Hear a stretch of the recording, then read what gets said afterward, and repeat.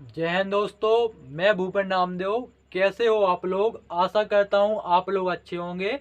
SSC की तरफ से न्यू नोटिफिकेशन जारी किया गया है, जिसमें आपका दिल्ली पुलिस कांस्टेबल के पद पर न्यू वैकेंसी आ गई है।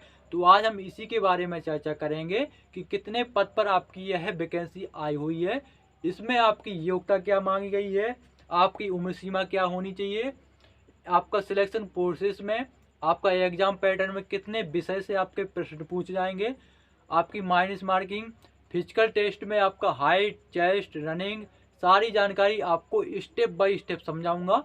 और सबसे लास्ट में हम बात करेंगे इसकी सैलरी के बारे में। तो चलिए दोस्तों, वीडियो स्टार्ट करते हैं। एक चीज़ और मैं आपको बता देता हूँ, दिल्ली पुलिस में आपकी 2 वैकेंसी आनी है अभी। एक महीने सितंबर के बाद अक्टूबर में उसकी भी ऑनलाइन होने लगेगी। पहले ही आपकी जो कि मैं आपको बता रहा हूँ दिल्ली पुलिस कांस्टेबल की, कांस्टेबल जीडी की, जो कि मैं आपको बता रहा हूँ।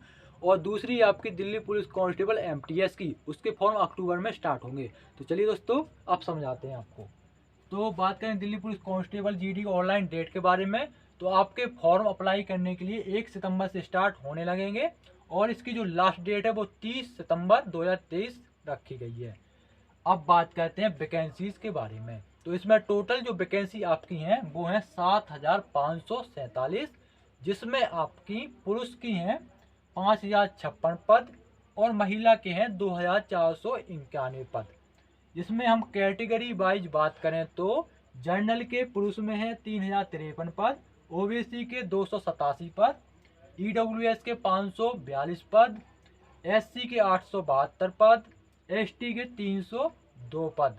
महिला उम्मीदवार में कैटेगरी वाइज बात करें तो जनरल के 1502 पद, ओबीसी के 142 पद, ईडब्ल्यूएस के 268 पद, एससी के 429 और एसटी के 150 पद।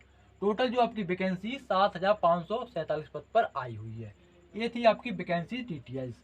आप समझते हैं आपकी एलिजिबिलिटी क्राइटेरिया के बारे में कि इस फॉर्म को अप्लाई करने के लिए आपकी योग्यता क्या होनी चाहिए। तो इसमें सिंपल आपका 12वीं पास यानी आपका इंटरमीडिएट होना चाहिए। आपका 12वीं में चाहे आपने आर्ट लिया हो, साइंस, चाहे कॉमर्स, चाहे कितनी भी आपकी परसेंटेज बनी हो, इससे आपका कोई लेना देना नहीं है। सिंपल आप 12वीं में पास होने चाहिए। प्लस में आपका एक कंडीशन और है, वो है आपका ड्राइविंग लाइसेंस का। इसमें आपका ड्राइविंग लाइसेंस भी मांगा गया है। तो ड्राइविंग लाइसेंस आपका 2 पहिए वाहन का होना चाहिए। जैसे मोटरसाइकिल का आपके पास वाहन होना चाहिए। हैवी मोटर व्हीकल का आपका लाइसेंस नहीं लगेगा, कंफ्यूज नहीं होइएगा। आपका लाइसेंस लगेगा एलएमबी यानी लाइट मोटर व्हीकल, जो कि आपका 2 पहिए वाहन का लाइसेंस होता है।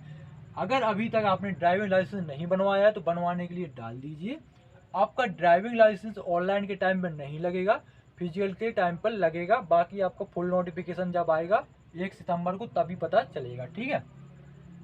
अब बात करें आपकी एज लिमिट के बारे में, तो एज लिमिट आपकी इसमें जो होना चाहिए उम्र सीमा, वो 18 से 25 साल होना चाहिए। फिर से रिपीट कर देते हैं, आपकी जो एज होना चाहिए वो 18 से 25 साल होना चाहिए।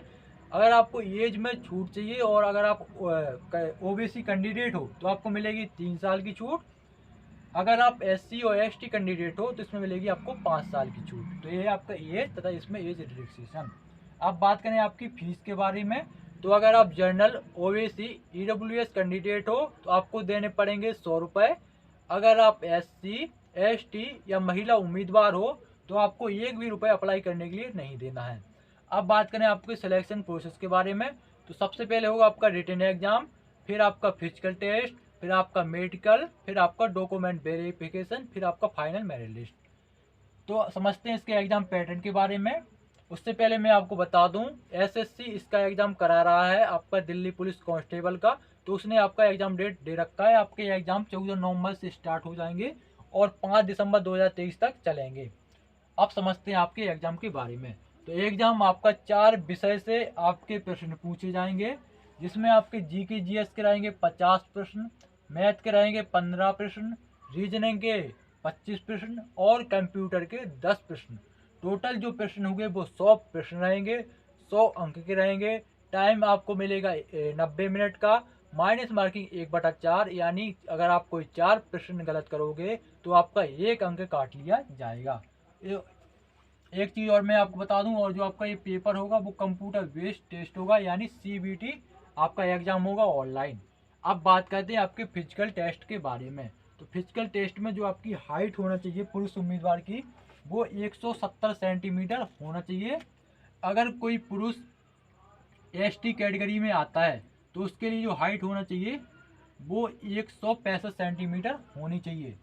इसके अलावा अगर कोई महिला सॉरी अब बात करें महिला उम्मीदवार की हाइट के बारे में, तो महिला उम्मीदवार की जो हाइट होना चाहिए वो 157 सेंटीमीटर होना चाहिए।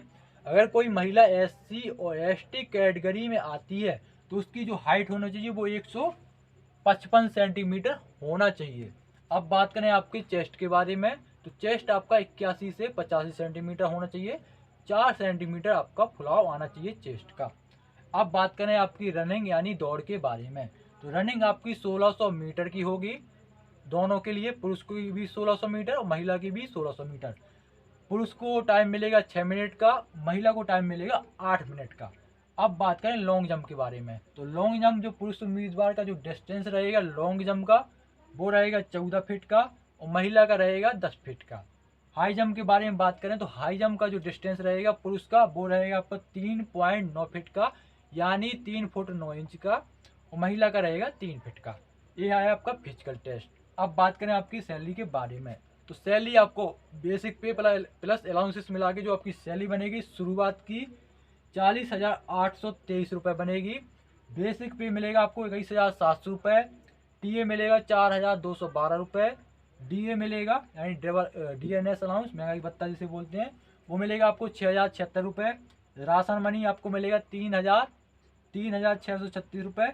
HRA यानी मकान का किराया मिलेगा आपको 5208 रुपये। ये है आपका टोटल सैलरी 40,823 रुपये।